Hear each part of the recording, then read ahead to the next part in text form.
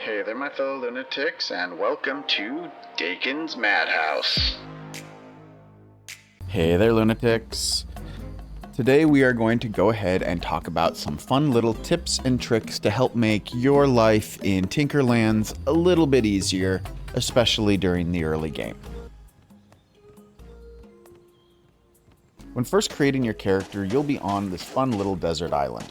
Talk to the NPC until they'll let you leave the island, because apparently they don't let you leave it unless you complete the tutorial quest first. But once you've done that, then you can safely leave the island. The first thing you should do is head straight to the northwest. Now, it's slightly slow going, but you will eventually get there and you will find an island in the top left corner. Take the loot from it, and you will have yourself a really nice magical axe. You might get a magical pickaxe. The game does slightly randomize which island is going to appear, but then you're going to want to go to one of the other corners. I recommend going to the one on the far bottom right, and that is where you should find the other item. If you get the axe in the top left corner, you'll get the pickaxe probably in the bottom right corner. It could potentially be in the bottom left or the top right, but most of the time they end up being on opposite corners of each other. So in the chest in the bottom right corner, I get the magic pickaxe, and that one helps a lot as well. Just be aware that both the magic pickaxe and the magic smart axe do use MP in their consumption. So during the early game, you are going to want to keep a wood axe and a wood pickaxe around, just because you will run out of mana since you only have like 20 mana at the start. You will notice that there's an anchor in the little island that you can find your pickaxe at. You'll also notice that there's an anchor at the starting location. Now, you cannot break the anchor with your lower tier weapons, but you can break it with your magical pickaxe. So be sure to do so, because doing that will get you an anchor with rope, an extremely strong, extremely overpowered melee weapon, especially for the start of the game. Now, you can only have one food buff active at a time. If I eat one food and then I try to eat another one, the game will not let me, as there is this cannot consume food debuff over here. Until it runs out, I'm not able to eat more food. Potions, on the other hand, are completely different. As you can see here, I have 3 potions running from the top left corner. I've got my increased defense, I've got increased critical hit chance, and I've got fire immunity. So you can drink multiple potions and they will stack. However, you cannot drink more than one potion of the same type. Critical potion doesn't stack with a critical potion, but different types of potions will stack.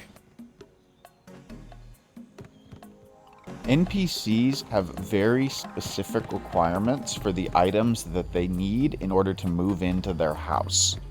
And this requirement is really, really specific. For example, the fisherman here wants a big table. And if you don't place down a big table, the fisherman will not move into his home. However, you will notice that the game currently has 2 big tables. Here's a big table. Here's another big table. Now, this big table has a glass top. This big table does not have a glass top. The fisherman wants the table that does not have the glass top. If you make a big table with the glass, it will not work. Despite the fact that it is still a big table, it is not the big table that the fisherman wants. So be very, very careful and very specific. If you find that you place something that you think should work and it doesn't, take another look at it. It's possible that there's just more than one item of the same name. Most NPCs have their own little vendor shop so that you can sell any of the unused items that you've collected, maybe off of bosses or from chests or whatever, especially those items that only have a one-time use that you'll never be able to use again.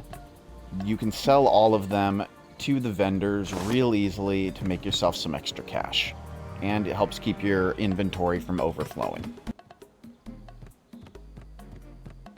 Spikes aren't nearly as scary as they seem. Like, if you've got any real armor on, like I'm wearing gold armor, but iron armor does this too, they really only do about a point of damage when you walk over them, so they're not really going to do anything that's going to truly kill you. Now, if you aren't wearing any armor at all, then yeah, they can do a little bit of damage, but don't really stress out about them. You can really just walk over them and through them. That's assuming you don't, break down the wall to just bypass them altogether. Craft one of everything, even if you don't think you're going to use it. For example, I have never crafted a frozen resistance potion. So I craft one of these now, and look at that. I just learned a frozen resistance brooch recipe that I didn't have before.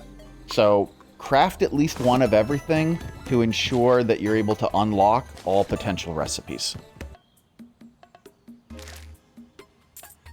You can favorite an item by holding down Alt and then left clicking, and you'll see a star appears next to the icon of the item. Favoriting an item will ensure that it doesn't get put back into your chest when you are stacking items. If you're not a fan of the advanced hotbar that the game comes with by default, you can turn it off.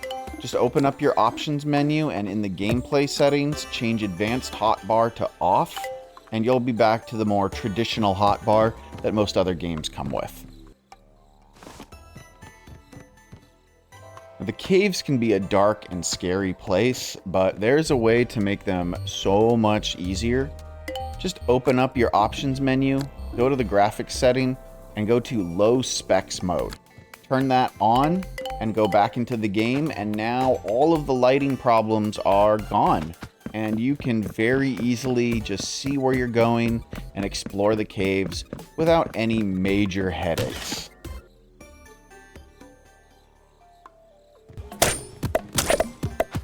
Treasure goblins can spawn when you are looting your crops, so be sure to fence in your crop area so that the treasure goblin can't get away, making it much easier for you to kill them once they've spawned. I hope these various little tips and tricks help you out and make the beginner session of your TinkerLands experience significantly easier. If you enjoyed these little tips, please be sure to hit that like button, subscribe if you haven't already. If you really want to support the channel, go ahead and grab a membership. Those memberships are really the thing that keeps this channel going and makes all of this possible. Thank you so much for watching the video. Thank you so much for your time. Stay happy, stay healthy, stay crazy, everyone.